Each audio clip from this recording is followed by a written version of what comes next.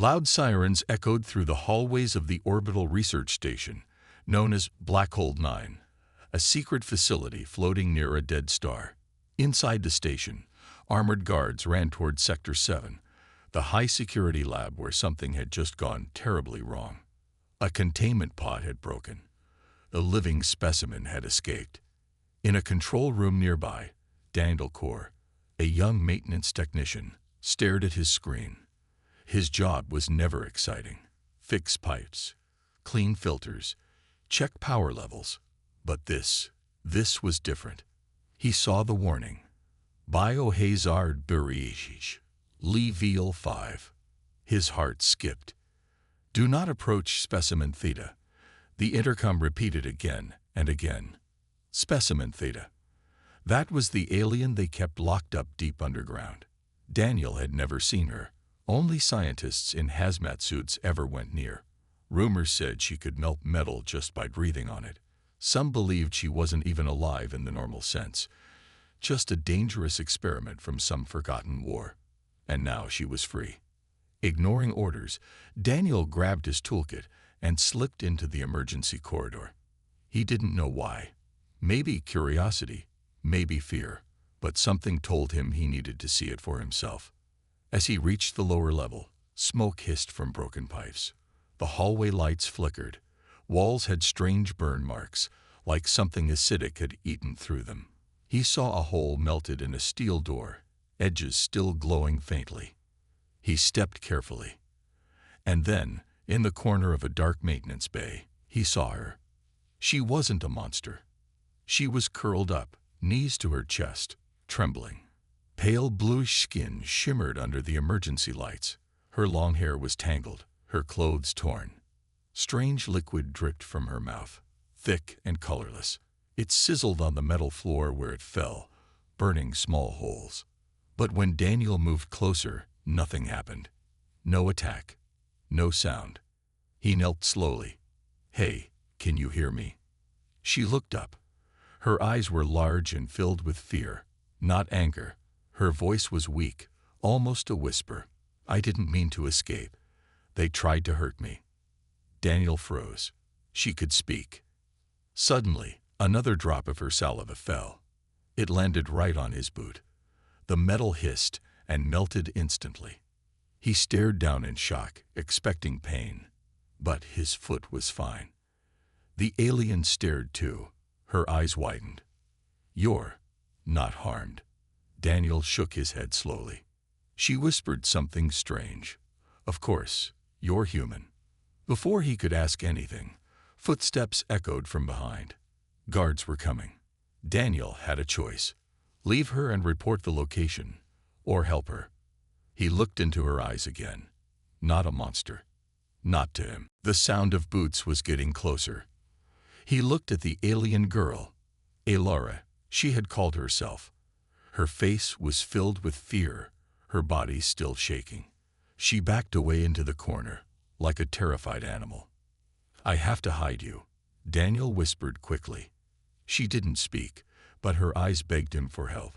Daniel spotted a storage panel nearby. He opened it and nodded for her to get in. It wasn't large, but she fit inside. He shut it gently just as 3 guards stormed into the room, weapons raised. "Did you see her?" one shouted. Daniel acted confused. "No, just some acid damage on the walls and floor. She must have gone down that way." He pointed to a side tunnel. The guards didn't stop to check. They rushed forward, leaving Daniel alone again. As soon as the coast was clear, he opened the panel. Alara slowly crawled out. Her hands were shaking, her breath unsteady. "Why didn't you tell them?" she asked, voice barely above a whisper. Daniel hesitated.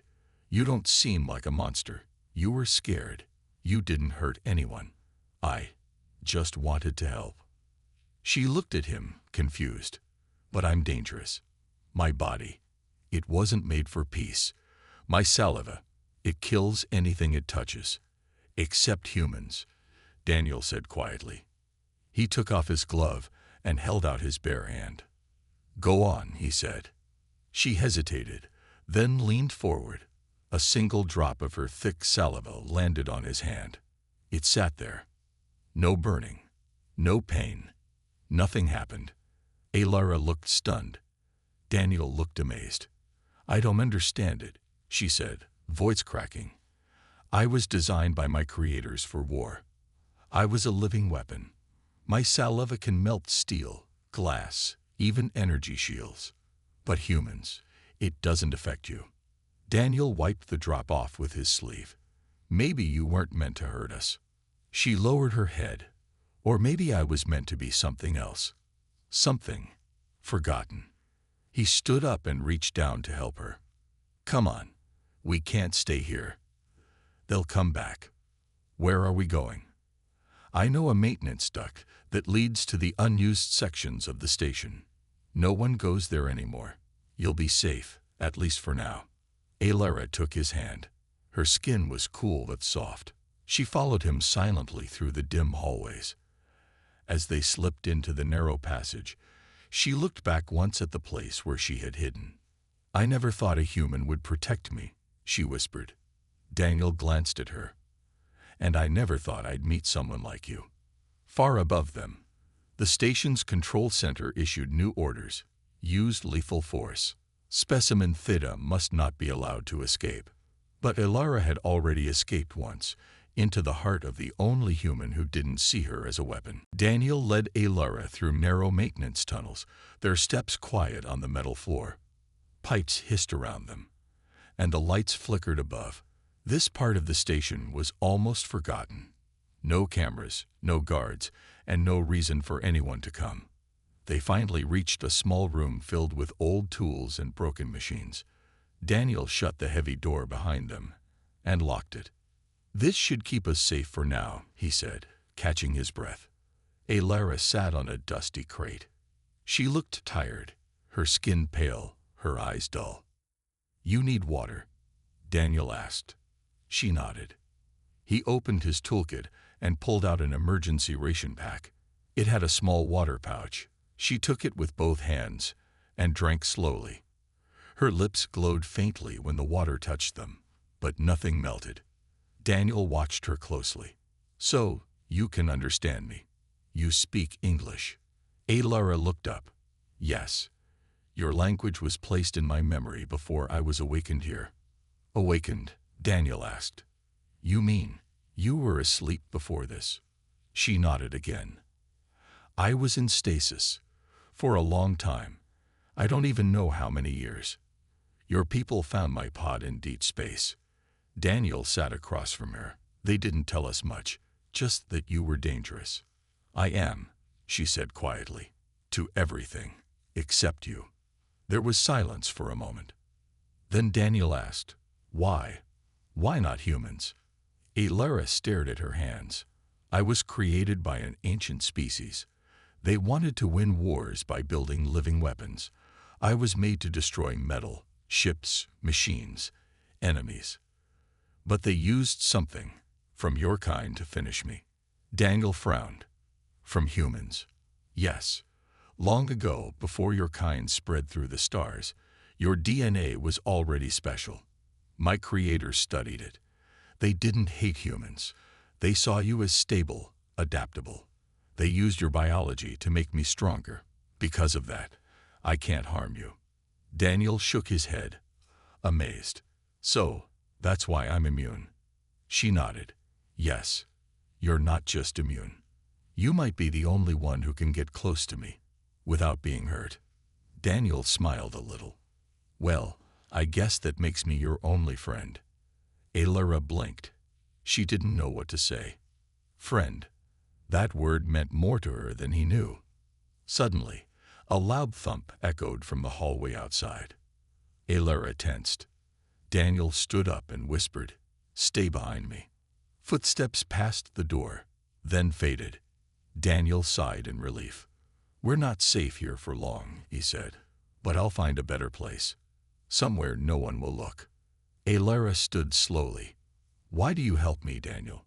He looked at her and shrugged. "Because you're not what they say you are. And maybe you don't want to be." She stared at him for a long moment, then gave a small nod. For the first time since she escaped, Alara didn't feel like a weapon. She felt human. High above in the command center of Black Hole 9, the station's director, Commander Rylan, stood with arms crossed, staring at the screen. Still no sign of the specimen. She asked coldly. The head of security shook his head. No, ma'am. We searched every lab and storage area. It's like she vanished. Commander Rylan narrowed her eyes. She didn't vanish. Someone is hiding her. Back in the lower levels, Daniel and Alara moved carefully through the old power tunnels. They stayed in the shadows, avoiding security drones. Every hallway felt colder, every sound louder. Daniel's mind raced with worry. If they were caught, Alara would be killed. No one cared that she hadn't hurt anyone. They just saw her as a weapon. We're close, he whispered. There's a forgotten room near the recycling bay. I used to hide there during long shifts. Alara followed him without speaking. She trusted him now, though she didn't understand why he trusted her so easily. They reached a small locked door. Daniel entered an old code. The door opened with a soft click. Inside was a narrow room with wires, panels, and a dusty bench. It wasn't much, but it was safe. Daniel sat down and wiped sweat from his forehead. We'll stay here tonight. In the morning, I'll try to contact someone who might help. Alara looked around. Why do your people fear me so much? Daniel sighed. Because humans fear what they don't understand. And because the ones in charge care more about control than truth. He didn't say it, but he knew the truth. The scientists wanted Alara's body for weapons research. If they could copy her acid saliva, they could melt enemy armor, ships, maybe even entire cities. To them, she was a tool. To Daniel, she was alive. Suddenly, Daniel's communicator buzzed. A private message flashed. You've been near the specimen. Report to medical immediately. Don't lie. His chest tightened. They knew something.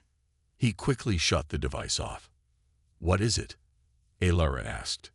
They're getting suspicious, he said quietly. We don't have much time. Alara sat beside him. I can leave if it keeps you safe. Daniel shook his head. No. I started this. I'll see it through. There was silence between them. Then Alara said something unexpected. In my world, we were never allowed to choose our path. We were born to fight, to destroy. But here, with you, I feel like I can choose. Daniel looked at her, surprised. And what would you choose? He asked softly. She didn't hesitate. To protect the one who didn't run away. Hours passed in silence. The small room felt safe for now, but Daniel couldn't sleep.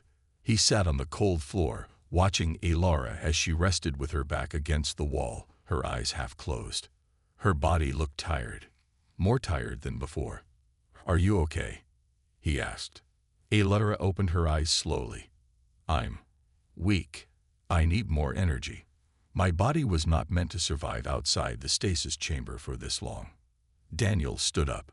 What do you need? Food? Heat? Alara shook her head. Something deeper. I was made to be connected to someone. Daniel blinked. Connected. Like a bond. She nodded. Yes. My kind were not just weapons. We were made to work with a partner. A guide. Without one, we start to break down. Daniel sat back down. Did the scientists know this? No, she said softly. They woke me up too early. They didn't finish the process. They thought they could control me, but I was alone, confused, and afraid. She paused, then added, when you touched me, I felt something. Something old, like a memory waking up. Daniel didn't know what to say. Alara looked straight at him. Your DNA, it matches the signal I was built to follow. That's why my saliva doesn't harm you. That's why I trust you. Daniel tried to understand. So, unlike a missing key. In a way, yes, Alara said. You are what keeps me stable. Daniel stood and walked around the room, processing her words. But that means if we stay apart. You'll get worse. She nodded. Eventually, I will lose control. My body will try to survive on instinct, and that will be dangerous for everyone. Daniel looked at her, then at the small communication screen on the wall. If he contacted someone, maybe they could help.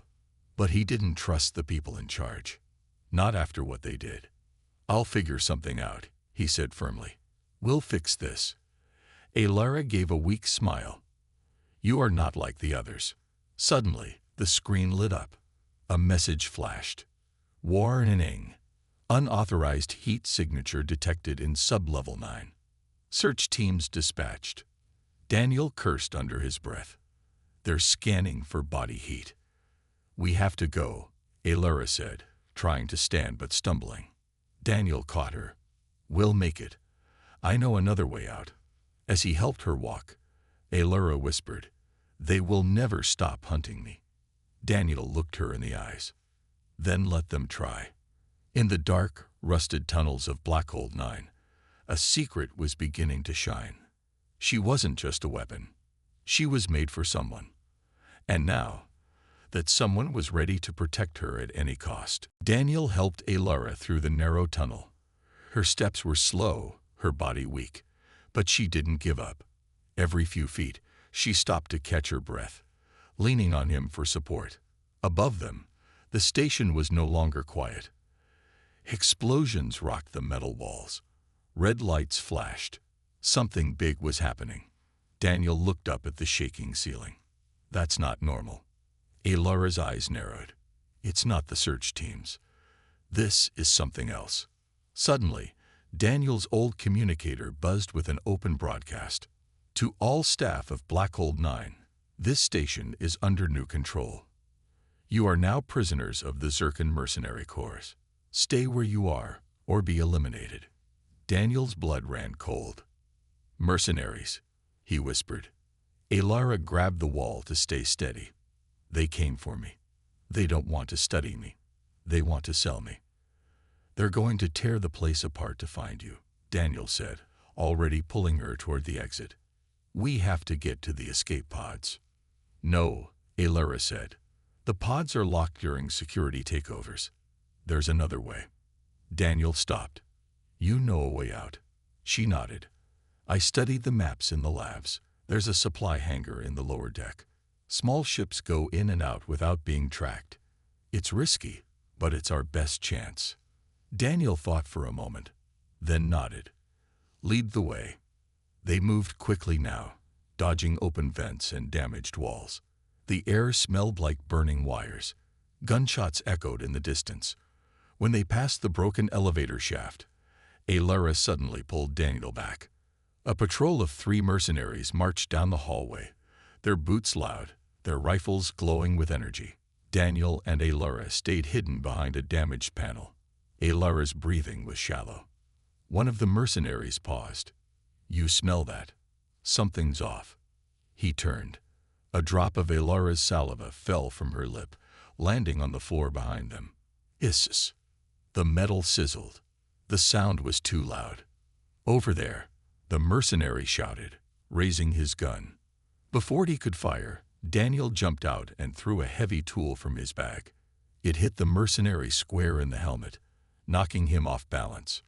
Alara stepped forward. She spit directly onto the enemy's weapon. It melted in seconds. The other mercenaries froze in shock. Daniel grabbed her hand. Run. They sprinted down the corridor, alarms blaring behind them. Alara's strength was almost gone, but Daniel kept her moving. They'd reached a locked gate. He tried the panel. No power. Step back, Alara whispered. She spat carefully on the lock. The gate melted with a loud crack. They slipped through just before another patrol arrived. Daniel and Alara reached the lower decks of the station. The air was thick with smoke. Pipes hissed, sparks flew, and emergency lights blinked dimly. The sound of distant gunfire echoed all around. Alara leaned against the wall, struggling to breathe. Her skin looked even paler now. I can't go much farther, she whispered. Daniel crouched beside her. We're almost there. The hangar's just beyond the maintenance tunnel. She shook her head. Even if we reach it, I won't survive the flight. I need to stabilize. I need the bond. Daniel looked at her, confused. The bond you mentioned earlier. Alara nodded. Yes. I was made to connect with a human host. The bond keeps me alive. Without it, I'm fading. Daniel hesitated. What happens if we bond? Alara looked into his eyes. You'll change. A little. Your body will adapt. My energy will flow through you. You'll be stronger, but it's permanent. Daniel thought for a moment. Then he reached out his hand. I'm not leaving you behind. Alara stared at him in silence. Then she placed her palm over his. The moment their skin touched, a strange warmth rushed through Daniel's body. His heart pounded. His vision blurred. For a second, it felt like he was floating. Alara gasped as energy returned to her limbs. Her skin brightened. Her body grew steady again. Daniel stumbled but didn't fall. The connection was real. I feel different, he said, blinking. Alara touched his shoulder gently. Your cells are adjusting. You're not just immune to me now. You're bonded. We are one. Suddenly, loud footsteps echoed nearby. A squad of mercenaries rounded the corner, weapons ready. There they are, one shouted. Daniel stepped in front of Alara. He wasn't afraid. A shot was fired. He moved faster than before, dodging left and pulling Alara down with him. A second shot hit a wall, but Daniel was already moving again. His strength had doubled. Alara spat toward the floor in front of the mercenaries. The acid melted a support pipe, sending hot steam blasting into their faces. They screamed and backed away. Daniel grabbed a fallen weapon. Come on. They ran toward the hangar door. It was sealed tight. No keypad, Daniel said. We can't open it. Alara stepped forward. We can. She spit across the door's control unit. It sparked, hissed, then exploded in a small puff of smoke. The door slid open. Inside was a small escape shuttle, old, but working. Daniel helped her inside and jumped into the pilot's seat. He looked at her. Ready? Alara nodded. Let's leave this place behind. As the shuttle powered up, Daniel felt a strange calm. He wasn't just escaping with her. He had changed. Stronger, sharper, connected. Alara was no longer just a weapon. She was a partner. The shuttle lifted off from Black Hole 9 with a low hum. Daniel's fingers gripped the controls tightly as he guided the craft through the chaos of the station's outer edge. The station was falling apart. Explosions lit up the sky, sending debris tumbling into space. But they were escaping. They were free.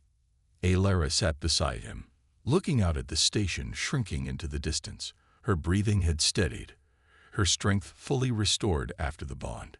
Is it always like this? Daniel asked, his voice breaking the silence. Alara turned to him, her pale blue skin glowing softly in the dim cabin light. No, this was a war station. It was meant for destruction. But for me, it's over now. Daniel nodded, his heart heavy. He hadn't realized how much he had come to care for her until now. He had helped her escape. He had bonded with her. And now, they were heading into the unknown. What happens now? He asked. Alara looked out of the window again. Now we must decide. The universe is vast, and there are many who will want to use my abilities for their own gain. They won't stop hunting me. Daniel glanced at her, but they don't know who you really are. You're not just a weapon. Alara smiled faintly. That is the truth, but it is not what they see. I was created to destroy. That's all they understand. They're wrong, Daniel said, his voice firm. You're more than that. You're more than what they made you to be. Alara's eyes softened as she looked at him. I never thought a human would believe in me. You've seen me at my worst. I was weak. I was lost. Daniel placed a hand on hers. But now, you're not alone. I'm with you. and I'll help you find your place in this galaxy." She was quiet for a long time, then nodded slowly. "And you, Daniel, what will you do?" He paused. "I don't know. I was just a technician. I never imagined I'd be on the run with an alien woman who can melt metal with her spit." Alara chuckled softly. "You're not just a technician now. You're something more. You're part of me." He smiled, feeling the bond between them grow stronger. The shuttle passed the edge of the station's orbit, and the vastness of space stretched out before them. An endless sea of stars. Alara turned back to the control panel. "I know where we can go. There's a neutral zone, a place where no one can find us. But it won't be easy to get there." Daniel looked at her with determination. "I don't care. We'll make it." The stars ahead seemed to shimmer in agreement. As the shuttle sped toward the unknown, a new chapter began for them both. They were no longer just a human and an alien. They were partners. And whatever came next, they would face it together. The shuttle flew through the dark expanse of space, its engines humming softly as the stars stretched out before them. Daniel sat in the cockpit, eyes fixed on the stars, his hands steady on the controls. He felt a strange calm, like he was no longer just running. He was moving toward something, even if he wasn't sure what it was yet. Beside him, Alara leaned back in her seat, her eyes closed, still recovering from the bond they shared. She had regained much of her strength, but there was still a weight in her eyes. She had been made to destroy, to serve as a weapon. Now she was free, but the future was uncertain. Daniel glanced over at her, his thoughts heavy. "Alara, what do you think the future holds for us?" She opened her eyes slowly, meeting his gaze. "I don't know. I was never taught to think of a future beyond the mission. But now, with you, I feel like I have a choice." He smiled softly. "Then let's make it together." Alara smiled back, but there was still a flicker of worry in her expression. "I'm afraid. The universe is vast. Even if we hide, someone will always come looking for me, for what I can do." Daniel's smile faded. "I won't let them hurt you. No one's taking you from me." Alara's heart skipped. She had never known such certainty, and for the first time in her life, she believed it. Suddenly, a beep echoed through the cockpit. Daniel checked the communication panel. A message flashed on the screen. "Incoming transmission from Earth." He frowned. "Earth? What's this about?" Alara looked at him, curious. Who could be contacting us from Earth? Daniel pressed a button, and the screen flickered to life. A woman's face appeared on the screen. She had short, dark hair and wore a stern expression. "I'm Commander Helen Hayes of the Earth Diplomatic Corps," the woman said. "We've been tracking your shuttle since it left Black Hole 9. You're not alone in this." Daniel blinked in confusion. "What do you mean? How do you know where we are?" Commander Hayes leaned forward. "We've been watching Black Hole 9's security breach, and we've learned the truth. Alara isn't just some weapon. She's a living being, and Earth believes she deserves a chance at a peaceful life." Daniel's eyes widened. "You believe in her?" Hayes nodded. "Yes. We know what she's capable of. But we also know she's more than what the station commanders tried to make her. Earth wants to offer her a place among us. We want to help her." Alara's breath caught. "You want me?" The commander's voice softened. "Yes, Alara. We've studied your species, and we understand now. You are not a tool. You are a person, and we want to help you find your place in the world. You don't have to hide anymore." Daniel looked at Alara, his hand resting gently on hers. Her eyes shone with hope, but there was still a flicker of doubt. "But are we really safe? Will they come after us again?" Commander Hayes nodded again. "No one will harm you. Earth will protect you. All we ask is that you trust us." Alara took a deep breath, feeling the weight of everything she had been through, and everything that was still ahead. "I want to believe you." "You don't have to decide now," Hayes said.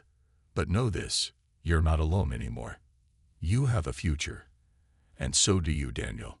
Daniel's heart swelled. They had a chance now, not just to escape, but to live. "Thank you," Daniel whispered, his voice full of gratitude. Alara squeezed his hand. Together, the stars stretched out before them, a promise of a future that was no longer uncertain. The shuttle glided smoothly through the vastness of space, its engines humming softly as the stars twinkled outside the windows. Daniel sat at the controls, his hand steady on the wheel, but his mind was elsewhere. He had just learned something incredible. Earth, the very planet he had always called home, wanted to help them. Alara sat beside him, her gaze fixed on the endless stars. Her expression was calm, but there was a light in her eyes now, a light that hadn't been there before. For the first time, she felt like she had a future where she wasn't just a weapon or a prisoner, but a person with a chance to live. "Do you think they mean it?" Alara asked quietly, breaking the silence. Daniel glanced at her, his expression filled with determination. "They have to. I believe them. They want to help you." Alara turned her head to look at him. "And what about you, Daniel? What do you want?" Daniel's heart skipped a beat. He had never thought about it that way. What did he want? He had spent so much time trying to protect Alara, trying to get her out of danger. But now, with a chance to live without running, without hiding, he realized something. He wanted to be with her, not just as someone protecting her, but as her partner, her equal. "I want you to be free," he said softly. "And I want to be with you, wherever that takes us." Alara smiled, a soft and genuine smile. For the first time in her life, she didn't feel like a tool. She didn't feel like a weapon. She felt like a person. And Daniel, this human who had risked everything for her, wasn't just her protector. He was her friend, her ally, and maybe something more. The communicator buzzed, pulling them both out of their thoughts. Daniel glanced at the screen. The Earth signal was coming through again. It was Commander Hayes. "Daniel, Alara." Hayes' voice came through the speaker. "We've received word from the Council. They're preparing a place for you on Earth, a safe zone where you can live in peace." Daniel's heart lifted. "That's great news. When can we land?" "Soon," Hayes replied. "We'll have a ship waiting for you when you arrive. You'll be safe. No one will come after you. Earth has made its decision." Alara looked out the window, her eyes reflecting the light of the stars. "A safe place. For me." "Yes," Daniel said, his voice filled with quiet certainty. "A place where you can be who you want to be." Alara turned to him, her face soft with gratitude. "I never thought I could have that. A home. A choice." Daniel smiled and reached over, taking her hand gently. "You do now. And I'm with you, whatever happens next." The shuttle continued its journey through the stars, its destination unknown. But one thing was clear. Alara's future wasn't tied to destruction anymore. She was no longer just a weapon. She was free. And together, they would find their place in the universe.